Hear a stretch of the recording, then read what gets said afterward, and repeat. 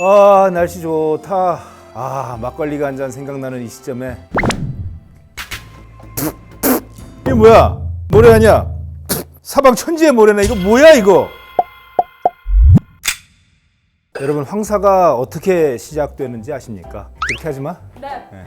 반말로 해도 돼? 네. 아, 나 반말이 안 나와. 거짓말 치지 마세요. 되게 건방져 보이잖아 이거. 이거 국민들 상대로 하는 건데. 이래도 돼요? 아, 진짜? 원래 되는 거냐 이래도? 저도 그럼 반모 해도 되나요? 오케이. 알았어. 자, 그럼 시작해볼게. 중국 베이징에서 황사는 우리나라에서 겪는 황사하고는 비교가 안 돼. 황사 경보를 내가 못 알아듣고 문을 열어놓고 출근을 했었는데 황사가 온 거야. 1m 앞이 안 보일 정도의 모래 폭풍이 베이징을 덮쳤는데 퇴근하고 집에 가서 보니까 집안이 완전히 모래 천지가 돼 있더라고. 중국의 황사는 아주 위력적이지. 사실은 그 황사가 중국의 서부 내륙 사막에서 시작이 되는 건데 겨울 동안 얼어있던 게 봄이 되면서 녹으면서 그게 강한 바람을 만나가지고 덮치는 거거든. 근데 그게 베이징 등 내륙을 완전히 덮치고 서해 바다 넘어서 한반도를 덮치는 건데 또 바다를 건너서 일본까지도 덮친다고 해요. 왜 또 이쪽가 나오냐? 심지어는 태평양을 건너서 미국 서부 해안까지 영향을 미친다고 하니까 이 황사가 우리가 생각하는 것보다 어마어마한 위력이 있는 거지. 사실 황사는 주 요소가 모래거든. 미세먼지보다는 건강에 좀 덜 유해하다고 알려져 있지만 사실은 이것도 호흡기 건강이나 인체에 미치는 영향이 대단한 데다가 초정밀 기계 산업, 항공 이런 관련 산업들에 지장을 줄 만큼 재난 수준에 해당하는 자연현상이라고 봐야 돼. 근데 황사가 언제부터 시작됐는지 알아? 중국 은나라 갑골문자에서부터도 황사의 기록이 나오거든. 중국은 갑골문자부터 있었으면 우리나라는 언제부터 기록이 있었을까? 조선시대? 아니야. 서기 174년부터 기록이 등장해. 하늘의 신이 화가 나서 비나 눈이 아닌 흙가루를 땅에 뿌리는 우토를 내려 왕과 신하들이 몹시 두려워했다. 이렇게 삼국사기에 따르면 서기 174년 신라 아달라 왕 때 이런 기록이 있었다고 해.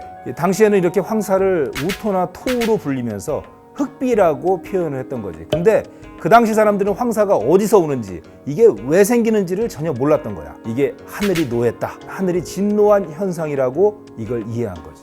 뿐만 아니라 고려시대에도 이런 기록들이 나오는데 고려시대에는 기록이 더 자세해. 특히 1367년에는 인불능 계목, 사람이 도저히 눈을 뜰 수 없을 정도였다라고 이 황사 현상이 얼마나 심했는지 그걸 아주 자세하게 표현을 해놨는데 고려 사람들도 얼마나 이 황사에 시달렸는지를 알 수 있는 대목이야. 그러다가 이제 조선시대에 들어오면은 이제 황사로 인해서 여러 가지 스토리가 생겨. 황사가 오면은 왕이 통치를 잘못해서 하늘이 노한 거다, 이렇게 생각을 했던 거지. 예로부터 천재지변은 왕이 부덕한 탓이라 했소. 천하의 폭군으로 기록됐던 연산군도 황사 때문에 신하들 앞에서 머리를 숙인 그런 일화가 있어. 나는 덕이 선대 성왕만 못하고 다스림도 잘하지 못해 3월 24일에 흑비가 내리는 천변이 있었으니 어찌 까닭이 없으랴.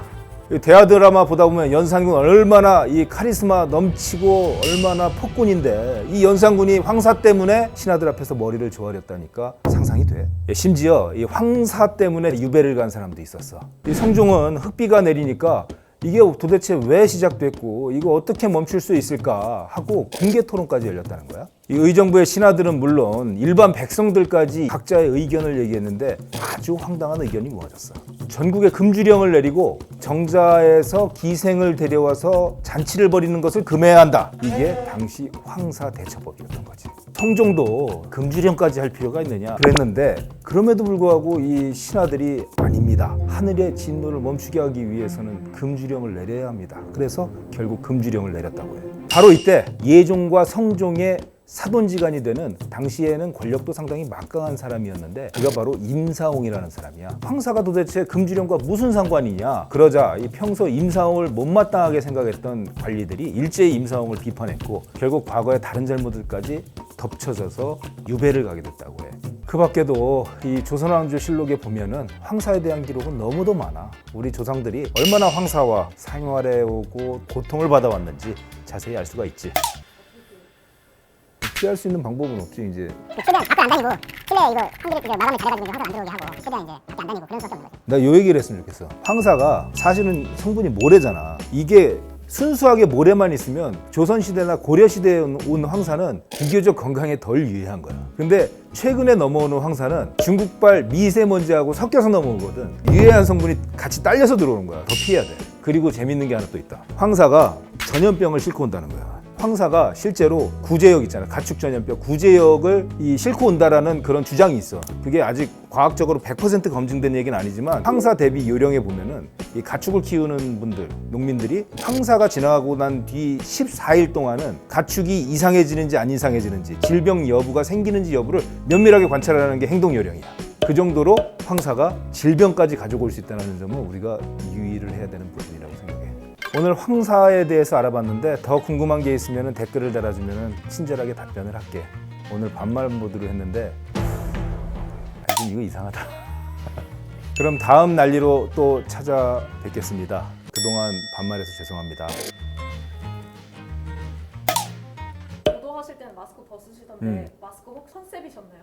아, 컨셉 필요하죠. 왜냐면은 실감나게도 하는 효과가 있는 동시에 이 보도국 간부들한테 이제 약간 어필하는. 봄철 황사 대처법입니다. 첫 번째, 외출 시 보호 안경, 마스크, 긴 소매의 옷을 입어주세요. 두 번째, 외출 후에는 손발을 깨끗하게 씻고 양치질을 해주세요.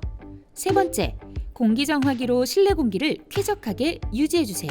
네 번째, 물이나 차를 자주 마시는 게 좋아요. 다섯 번째, 황사가 지나가면 실내 환기를 시켜주세요.